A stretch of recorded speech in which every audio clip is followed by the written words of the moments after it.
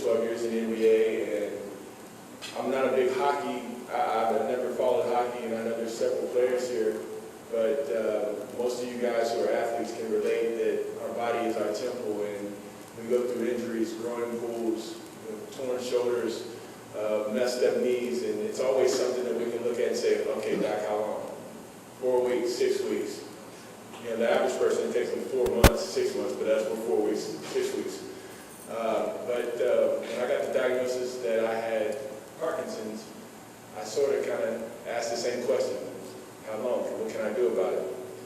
It was nothing. This is something that's going to be with you the rest of your life. Well, what is it that I can look forward to? I can't tell you. It's one of those diseases that it affects everybody individually. Right now, I currently don't take meds, so I have a tremor in the left hand. I don't tell you that to pity me. I tell you that to make a point. Our function that we had in our gala and our golf tournament, when we were thinking up the name, I wanted to use a name that meant something. The only thing I could think of at the time, because I was shaking so much, was called Shake It Till We Make It.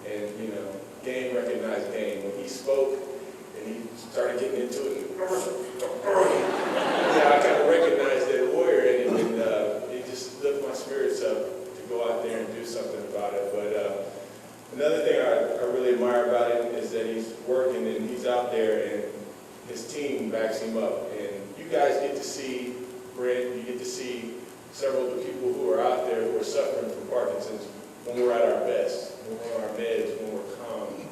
But there are other people in here who get to see us when we're at our low points. And that's our caregivers, like Brent's wife and people's girlfriends and mothers and fathers who deal with us. And it's not a pretty sight sometimes, but they do deal with us. So I really want to give you round of applause for sticking with Brent and backing his foundation and all that he's doing, because what he's doing, what I'm doing, what Michael J. Fox and Muhammad Ali are doing, you know, we're not doing this just to do it. We're doing it because hopefully in my lifetime, in Brent's lifetime, there will be a cure. You guys will find us a cure so that one day I can go home and look at my kids and my babies, my 2 daughters, and say, they found a cure. So thank you for having me on.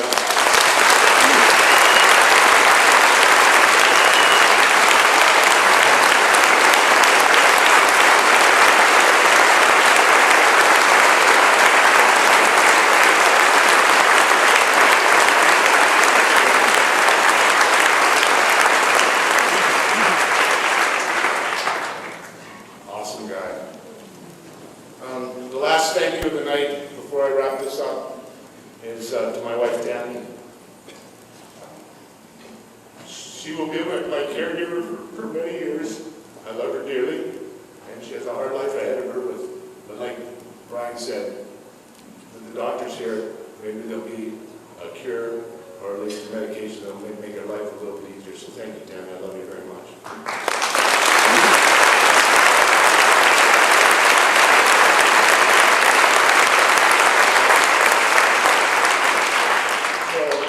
As I said last month, I went to Brian's event in Portland, and Michael J. Fox got up and said something very interesting about Parkinson's. I want you all to see it now this time.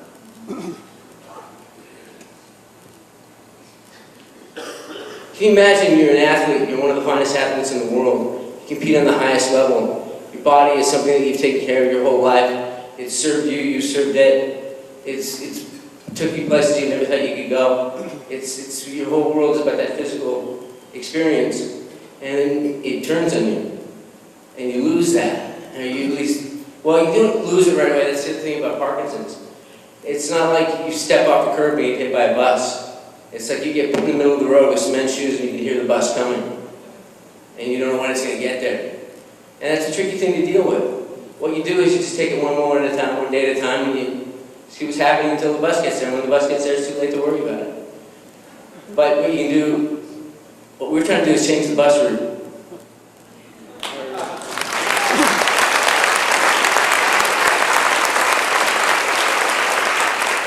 Well, that's what we're trying to do, is change the bus route.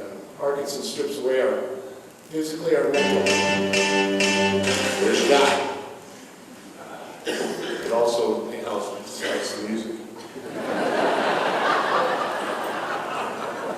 Parkinson's strips away our mental, our physical capabilities every day, every month, every year, a little bit more and more.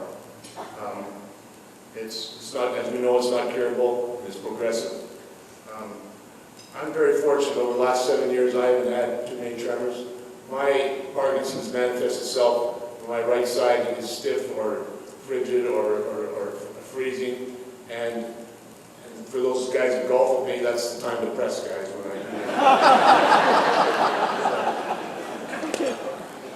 it's with you 24/7. It beats on you every day. It's always with you. You take things for granted, that taking a coin out of your pocket, or getting dressed, or brushing your teeth, or having to get a tourniquet because you cut yourself shaving because you can't get it done. But it beats at you every day, and that's where the mental and emotional part comes in. It beats at you mentally and emotionally. It beats you down every minute of your life with the stiffness, the tremors, loss of balance, slowness of movement. But it also, Parkinson's patients, when all this happens, they lose their confidence.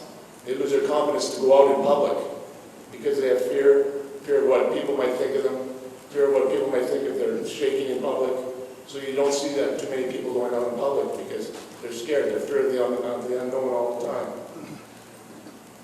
Like Brian said, I'm not telling you this to make you feel sorry for me. I'm just telling you to make awareness, because that's what we go through. That's why we're here, not only to raise money, but to raise awareness of what Parkinson's patients go through. I see the support here tonight, and my fear is gone. I have cement shoes on, standing in the middle of the road, waiting for the bus to come. Please help us change the bus route. Help us towards the cure to this disease. Help us make it a little easier for us to live. I know now that I'm not alone, and that if you can give to this cause, please do. If you give your time to this cause, please do also. If you can give your love and your prayers to us, please do so. I have faith in my doctors, and I have hope because of all of you. Thanks again for coming. Thanks again for caring. Thanks again for giving. And most of all, thanks for being our friends. Thank you very much.